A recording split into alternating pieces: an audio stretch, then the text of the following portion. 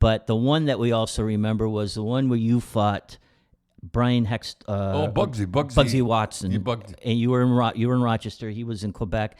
And so I was looking through the Democrat and Chronicle archives, and the headlines were Cherry fined $175 for brawl. Yeah, that was just $75. $175. That's a lot of money then. I looked at it. Especially when you're making how much a year? Yeah, I know, but I hate to tell you.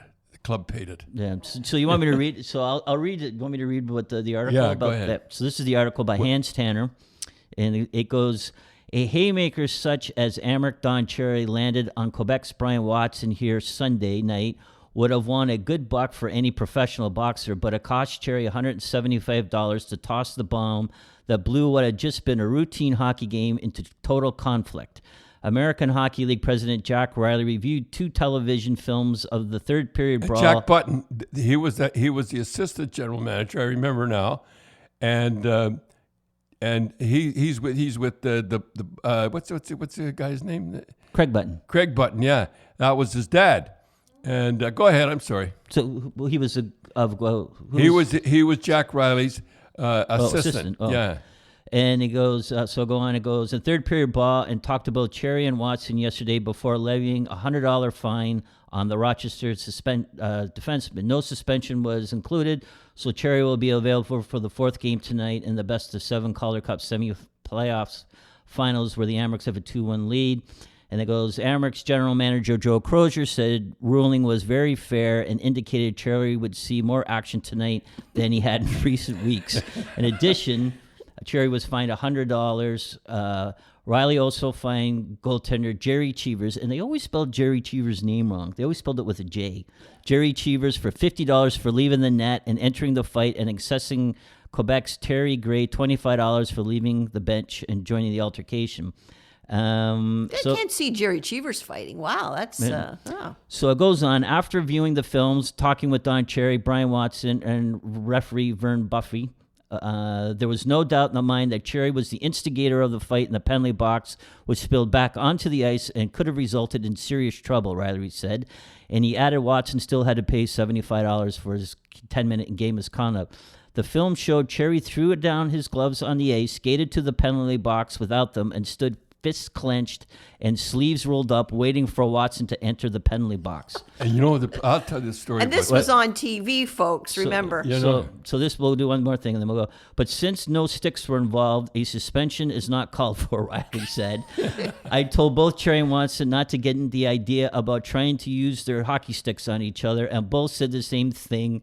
They don't need sticks. They can do well enough with their fists. Oh. The AHL boss who attended Sunday's game will be here tonight and said the evidence was inconclusive regarding a stick swinging between Amerks Jimmy Pappin he was tough. and Quebec's G. Gendron. G. Gendron. And notified both would be severely dealt with if it happened again. So then it goes on. But that. Well, I'll tell you what happened there. I went at the training camp. I'm going way back, and I hit a guy named Leger. I'll never forget it.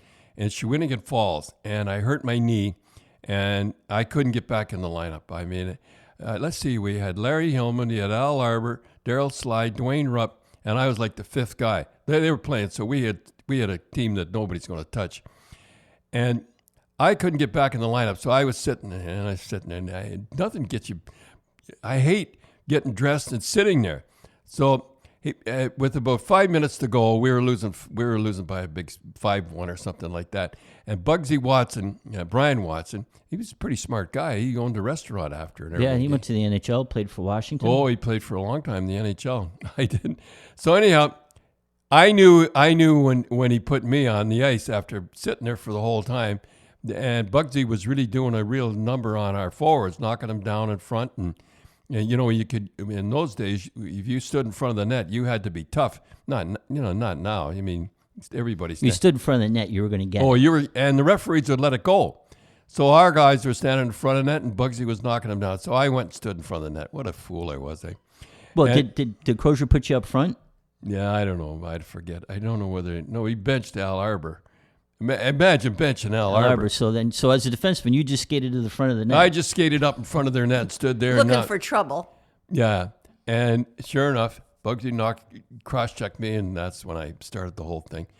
And Bugsy, he was a pretty tough guy. He could throw him pretty good, but I was one of those guys that could sucker pretty good, and I didn't give him a chance and the whole deal. So I thought, well, I'm not playing. I might as well get thrown out of the game. So and I remember and believe it or not, folks, this is hard to believe, but they had 2 policemen, and were they big policemen, 2 big French policemen. They were really big. So they didn't expect us. Yeah, excuse me, just to interrupt you. That people, again, remember, you guys were in the same penalty box. Yeah, like we'd sit at one end and the other, and the police would be between us and all that stuff, right? And as he stepped up, I was in the penalty box waiting for him, and I stepped in between the 2 policemen, and I corked them pretty good. Boy, were those policemen mad. Boy, you should have heard them in French. And they grabbed my arm, and I couldn't, and more I struggled, and, nothing happened. And I remember Guy Gendron, he used to have white tape on a stick, eh? And I saw him on one side, and now I know what he's going to do. He's going around the outside. He keeps his eye on me. He went around to the other side. I know, and the police won't let me go, but I know that he's going to hit me over the head, and he hit me right over the head with a stick. Yeah, so that's actually, I should have been really, really, and I remember Jack Riley saying, the reason that he didn't suspend me in the whole deal is that Gendron hit me over the head with a stick. Well, then I guess Jimmy Papin went after him with a stick. Yeah, and then Jimmy went after him. He saw him hit me, and Jimmy Papin. He had no problem using a stick. Oh, he did. Jimmy Papin. Jimmy, he was a good hockey player.